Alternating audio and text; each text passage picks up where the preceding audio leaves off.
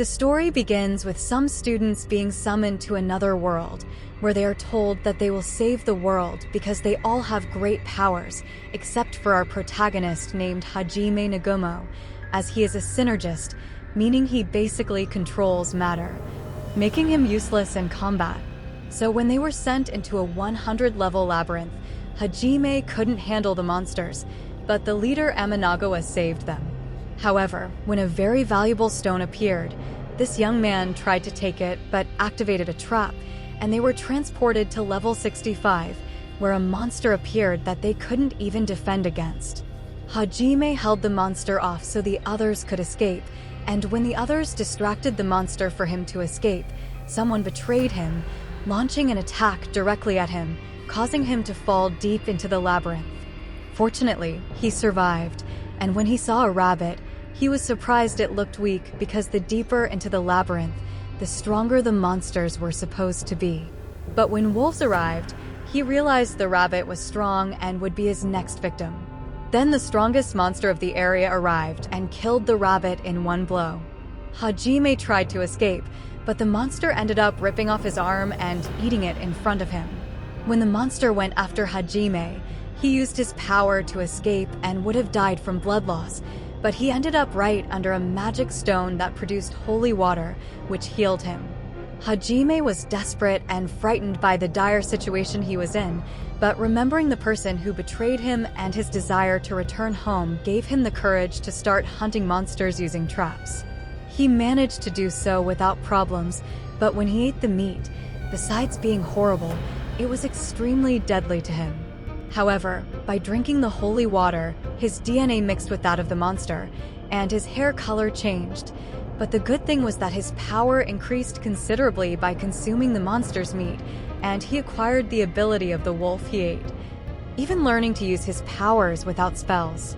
Since Hajime was a genius and researched a lot about that world, he ended up creating a weapon with special stones and his potent special abilities. With his new equipment, Hajime went into action, starting to take down the monsters on that level and consuming them to level up and acquire their abilities. Once he was strong enough, he went to face the monster that ate his arm, which was more difficult to defeat, but here Hajime showed that he wasn't resentful at all, and in the end, he managed to kill the monster. After that, Hajime made more equipment, and since he couldn't find a way to go up, he decided to go down further to see if he could find an exit, which was dangerous. A monster almost petrified him, but Hajime was no longer the weakling he used to be and managed to reach a door. He tried to open it with his ability, but the statues depetrified and attacked him. Hajime barely had time to move because he quickly took them down. Using some stones that the monsters contained, he managed to open the door, only to find a cube there, which turned out to be a girl. Hajime wasn't interested and was about to leave, but the girl pleaded for help. However, Hajime wasn't a fool and wouldn't free her because he thought she must be dangerous to be imprisoned there. But she told him it wasn't her fault because she had been betrayed, and upon hearing her, Hajime identified with her and asked what she was doing there. She then explained that she was the princess of the vampires, but one day her uncle took over and, since he couldn't kill her, he locked her in that place. The reason he couldn't kill her was because her wounds healed immediately, and she could also control others without magic circles, making her more powerful and almost immortal. Hajime knew that freeing her would be dangerous, but since he identified with her, he decided to liberate her. Although it took some effort, he managed to free her. She was very grateful to him, and because she didn't want to remember her past, she asked him to give her a name. He ended up naming her Yu, a name she loved. At that moment, they were attacked and Hajime took the hit. Although he recovered with holy water, the attacker was a giant crab responsible for keeping Yu from escaping. Hajime fought the monster, but its shell was very tough. Yu started drinking his blood to regain strength while Hajime held the monster off, and once she was done, she launched an attack at the crab, wounding it. To finish it off, Yu launched another attack and Hajime delivered the final blow. Although Yu found it strange that he didn't abandon her, Hajime was a true man and wouldn't stoop so low as to leave her alone. Later, They shared various stories, like Hajimei's race had been eradicated 300 years ago in a war, and that the labyrinths were created by rebels.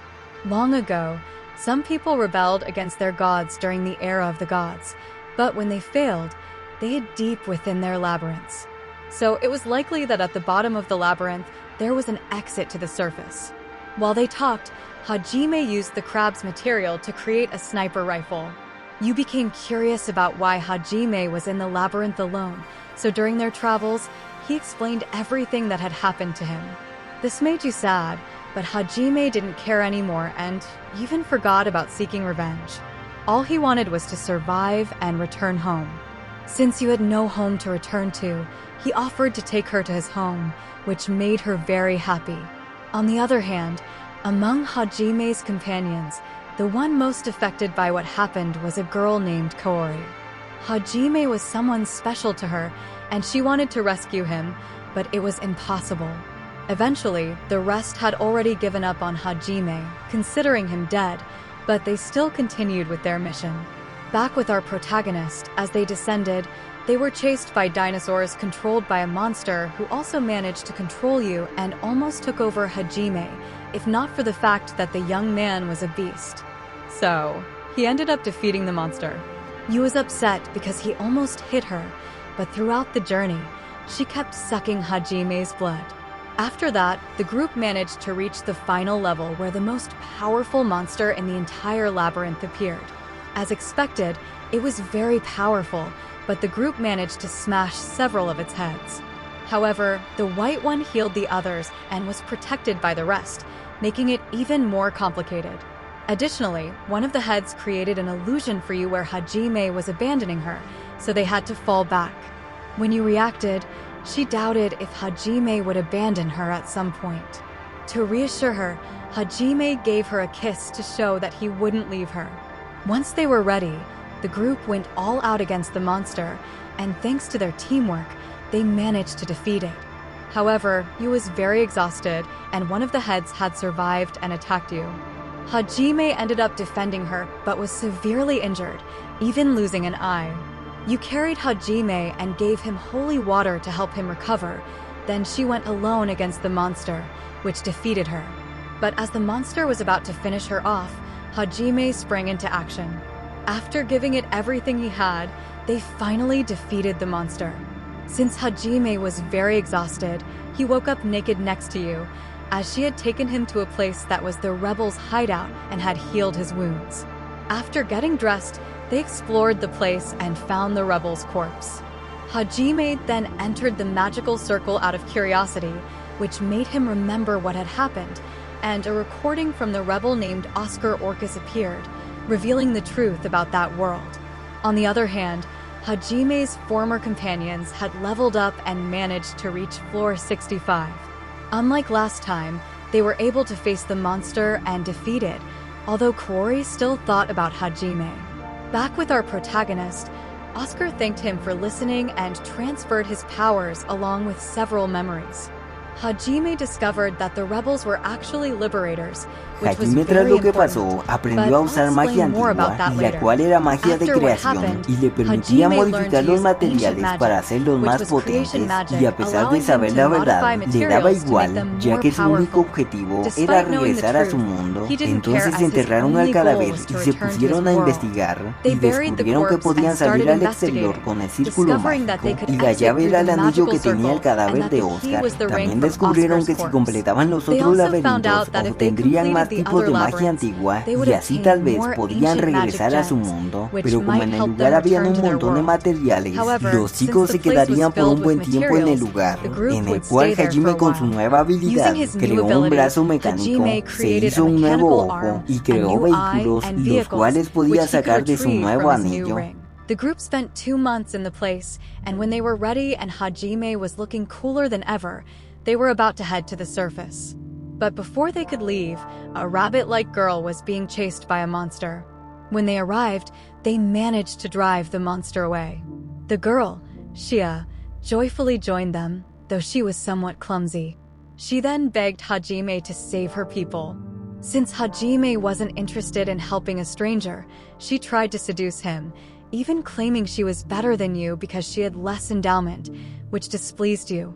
After that, Shia revealed that, unlike her race, she could control mana and had a special power, the ability to see the future, which allowed her to foresee possible futures. That's why she knew they would come and begged them to help her. Hajime wasn't interested in helping her, but they agreed to go there since it was on the way. However, you insisted that they should help. Meanwhile, when the demi-humans were hiding from the dinosaurs, they were attacked by the monsters. The group arrived and found Shia to be a hindrance, so Hajime used her as bait and quickly dealt with the monsters. The group not only saved the demi-humans, but also took them to a safer place. Since they were weak, they asked Hajime to train them, which he agreed to do. However, the people were very weak and also cowardly, which made the training difficult. On the other hand, Yu was training Shia, and after several attempts, Shia managed to land a scratch, which was a significant improvement. Shia wanted to accompany them because she wanted to be near Hajime, as she was in love with him. However, at that moment, members of the tribe arrived. Over time, they became very strong and even more ruthless than Hajime. The tribe showed them a large tree where there was a ruin, which seemed to be the entrance to another labyrinth. The ring they obtained was the key, but they needed the other rings from the other labyrinths to open it. The group decided to head to the other labyrinths. Since you had promised Shia that if she managed to open it, she could join them, they ended up accepting her company. The group arrived near another labyrinth, where Shia found the entrance, and they heard the voice of Milady Ryzen, the owner of the labyrinth. Shia had a terrible time in this labyrinth. She was so scared that she urinated herself. The traps only targeted her, and Milady mocked her. They walked in circles and ended up where Shia had had an accident. Eventually, when they reached the place and defeated several statues together, they arrived at the location of a giant armor, which was Milady Ryzen. Hajime wasn't sure it was her because, according to Oscar's notes, the owner of the other labyrinth, Milady was supposed to be human and therefore dead. However, she claimed to be the real one. Despite her annoyance, they fought her. She was incredibly strong, and Hajime worried they might not be able to defeat her, as this would make it even harder to face the real enemy. However, the group wasn't weak, and after working together, they managed to defeat her. When Shia was happy to have helped Milady with her last reserve of energy, warned them to be cautious because their future enemies would be very strong. She advised them to prepare for the battle ahead, as Hajime's path would lead him to become a godslayer, which was related to what Oscar had told them, but I'll explain more about it later. On the other hand, when the group went for the ancient magic, it turned out that Milady was still alive in this form, which infuriated them because of all the drama she had caused. However, she ended up giving them her ancient magic, which was gravitational. Only Yu was capable of using it. She also gave them her ring, although Hajime wanted all her rare materials. Out of greed, they were forcibly expelled from the labyrinth. Shia fainted upon seeing a talking fish, and when they reached the surface, Shia was half dead. Hajime tried to give her first aid, but when she came to, she ended up sticking her tongue down his throat, which he didn't appreciate. Later, as the group gained a reputation for being strong, a young man named Erwork, the head of a guild, wanted to ask them for a favor. He needed them to rescue the son of a count who was his friend. Since Hajime wasn't interested and the young man wanted to save the child, he offered his unconditional support if they ran into any problems. This changed Hajime's mind, but he requested that Erwork create status plates for him and that he would have to do whatever Hajime asked if needed. With these conditions, they made a deal. The place was far away, but Hajime was excited because there was rice being harvested nearby, which he hadn't tasted since arriving in this world. As an important detail, some of Hajime's former companions were there, and when they were eating, our group arrived. When they heard Hajime speak, the boys found his voice familiar. The teacher, who looked younger than her students, recognized him and asked if he was Nagumo. He inadvertently confirmed it, which made her very happy because she thought he was dead. However, Hajime denied being Nagumo and pretended not to know. Since denying it was pointless, his teacher began asking how he had survived and why he hadn't returned to them. Hajime, being rude, angered a young man who told him to treat his superiors with respect. The young man also looked down on Shia for being a demi-human and even wanted to tear off her ears because he found them hideous. Hajime shot a warning shot at him. When things calmed down, a girl named Yuka was grateful to Hajime for saving her life. However, Hajime didn't care what they did as long as they didn't get in his way.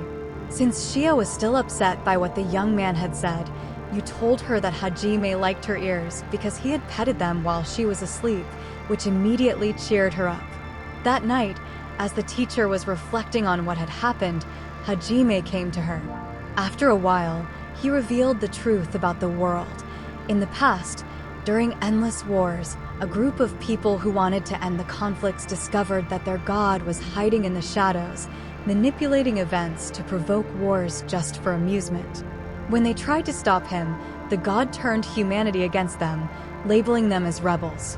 Since they couldn't fight their own people and couldn't defeat the god, they created the labyrinths and hid within them so that someday, someone who completed the labyrinths would receive the powers of a rebel to defeat the god.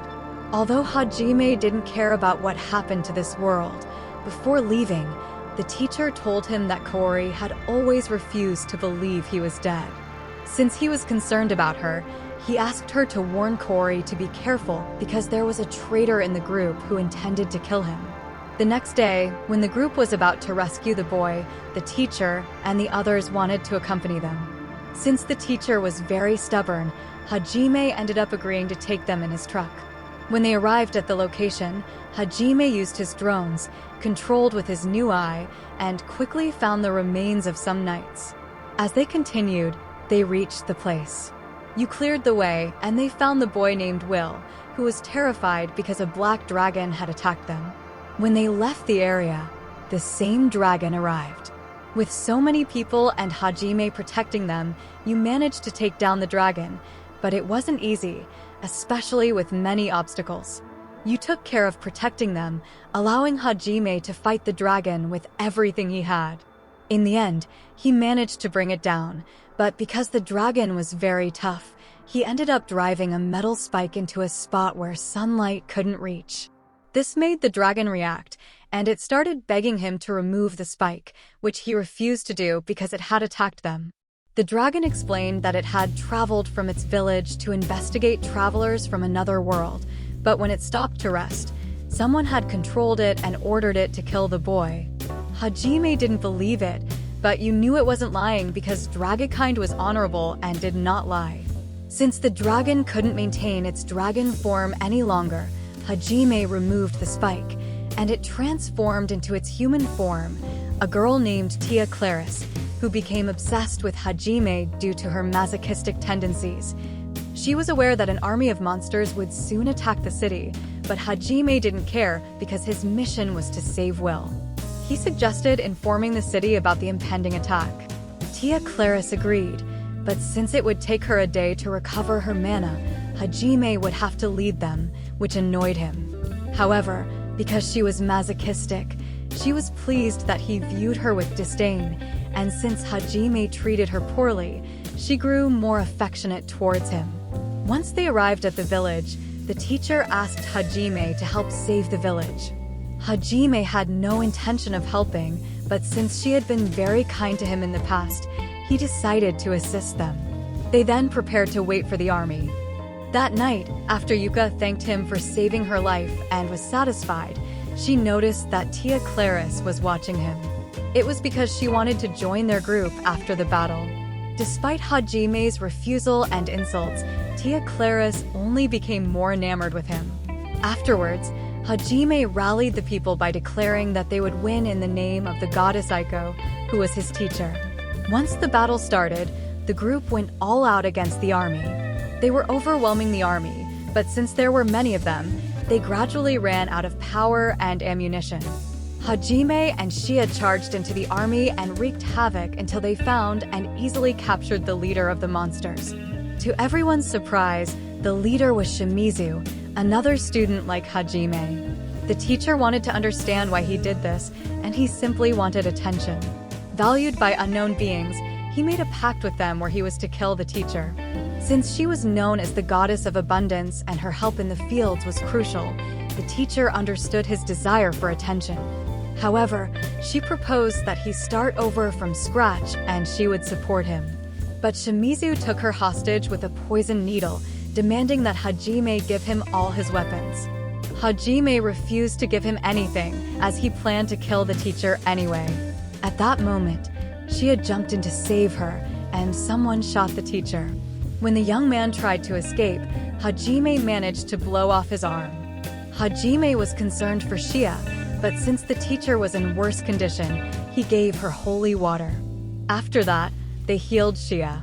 As Shimizu was on his last legs, the teacher asked Hajime to save him. The young man also begged and even promised to change, but since he was lying, Hajime ended up finishing him off. The teacher was angry with him, but he didn't regret it because he had no mercy for his enemies. On the way, the group realized that Shimizu would die from the attack he had made on the teacher. Hajime finished him off to prevent the teacher from feeling guilty. That night, after the group handed over Will, Hajime needed another plaque for his new ally. Later, when the group went to an inn, Hajime noticed something strange, though he didn't care who he might have to face, even if it was a god. Meanwhile, Tia Claris reflected on her past. When her people were attacked because of the god, her father had told her that someone would eventually appear who would be able to defeat him. He asked her to survive and help that person. Years later, upon learning of the arrival of people from another world, she went to investigate because she felt something would happen and her future would change. It did, though not as she expected, but she felt content with how things turned out. When the group reached the city, they encountered the same talking fish from before. He was quite sociable, and since he was captured when they were expelled, they ended up freeing him because they felt guilty. Before leaving, he warned them that the city was involved in slave trafficking. Later, as they were exploring the city, Hajime detected the presence of a child in the sewers. When they went to investigate, they found a girl named Mio. They took her to a safe place, bathed her, and fed her. They knew she was likely to have been auctioned off, so they planned to take her to the city guard, which was the usual procedure. However, Mio didn't want to go because she felt safer with them. They ended up leaving her with the guard because Hajime didn't want to take her. Later, there was an explosion, and when they went to check, Mio and the guards who had captured her were gone. The captors demanded Shia in exchange for Mio. After reuniting with the rest of the group, they found the location of the hideout. When they were about to auction Mio, they arrived to rescue her. They not only saved Mio, but also destroyed the hideouts of the organization. Once things calmed down, you thought Mio was a very good girl, but then Mio started calling Hajime brother. Since Hajime didn't like that, she began calling him dad because she didn't have a father. She was so adorable that all the girls wanted Hajime to have a baby with her. The next day, the group went to the city where Hajime had fallen into the labyrinth. There, they met with the city guild leader, who was impressed by all that Hajime had accomplished. However, during their conversation, a young man arrived to inform them that there was a demon in the labyrinth. Hajime recognized him as Endo, one of his former classmates. Endo was surprised to see Hajime alive and noted his changed appearance. He asked for help because everyone was in danger. He explained that the demon had appeared in the labyrinth and had summoned several monsters, which kept healing themselves. Since they were gradually being overwhelmed and would die at this rate, Shizuku asked Endo to escape and request reinforcements. When Endo arrived with Captain Melf, he stayed at the portal to call for reinforcements, as it was the only way they might survive. Meanwhile, Mio was eating and Endo shouted at her, but Hajime was furious for shouting at his daughter and said he would kill him. Once things calmed down, the guild leader asked Hajime to rescue the heroes, and Endo was sure Hajime would do it since they were his friends. Hajime clarified that most of them were just acquaintances from his world, but Endo begged him to save them, and Mio also asked him to. The girls said they would follow Hajime's decision regardless. On the other hand, the demon had already defeated the captain and several heroes. Amanagawa had the chance to kill the demon, but hesitated upon realizing that the demon had a family. With no hope left for survival, Kaori was the only one still standing. When the demon's shield was broken, Kaori regretted not being able to help Hajime. At that moment, the monsters were defeated, and Hajime appeared. By the way, they arrived quickly because they made their way by digging. Once there, Hajime immediately grasped the situation, and despite the significant changes, Kaori recognized him instantly. When the rest of the group arrived, Hajime gave the demon a chance to leave, but she refused. The girls took on the task of protecting the heroes while Hajime easily dealt with the invisible monster that had been attacking them. He began to wipe out all the monsters, and when a turtle shot at him, he used his shield and aimed at the demon. He quickly finished off the turtle, and when the demon tried to heal herself, she couldn't because Hajime targeted her bird, which healed the demons. The group was extremely impressed when Endo revealed that it was Hajime, and the young man named Daisuke was terrified, as he had been the one who betrayed Hajime. Daisuke refused to believe it was Hajime, but Yu reassured him, as she knew what had happened. As the group continued to defeat the monsters, Hajime gave a super light and sharp sword to one of them, which she used to take down the last monster. The demon, feeling lost, tried to escape by throwing poison, but Hajime wouldn't allow it. The attack was ineffective since she was no longer human. Before eliminating her, Hajime asked how she controlled the monsters. When she refused to answer, he shot her in the leg and deduced that she used ancient magic obtained from another labyrinth. Before he shot her again, she warned him that her lover would seek revenge.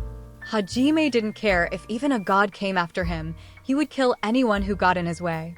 Amanagawa told him that he wouldn't kill her because she was defenseless, but he ended up finishing her off. Later, the group managed to save Captain Mel's life. Once Ori was able to speak with him, she was glad he was still alive and apologized for not protecting him. However, the girls became very jealous and Shizuka wanted to hug Kaori. As the group was leaving the labyrinth, Amanagawa was upset with Hajime for killing the demon while she was defenseless. Hajime made it clear that he would show no mercy to his enemies and that he wouldn't hesitate to kill anyone who got in his way. Once they exited the labyrinth, they were met by an army that had believed Hajime wouldn't be able to rescue the heroes. However, since he did, they were celebrated as heroes. When they were congratulated, Kaori noticed how much Hajime had changed, and she asked to join them because she was in love with him. Hajime told her that he was already in love with Yui and couldn't reciprocate her feelings. Nonetheless, Kaori was determined not to give up and wanted to accompany them to prove her love. Yui accepted, and they would be rivals in love. Later, Kaori got upset with Hajime because Mio called him dad, and she thought he had impregnated other girls. That night, Shizuka wanted to return the sword to Hajime, but he gifted it to her since they were good friends. Meanwhile, the toxic girls were watching them just in case. The next day, the group went to say goodbye to Kaori as she would be leaving with Hajime in the truck. From the very first day, Kaori realized who the favorite was and that she was not the only one competing with Yui. The anime ends with our protagonist searching for a way to return home. And that's the end of the summary of this wonderful anime. I hope you liked it. Don't forget to subscribe and hit the like button, as it helps and motivates me to keep creating more content for you. See you soon.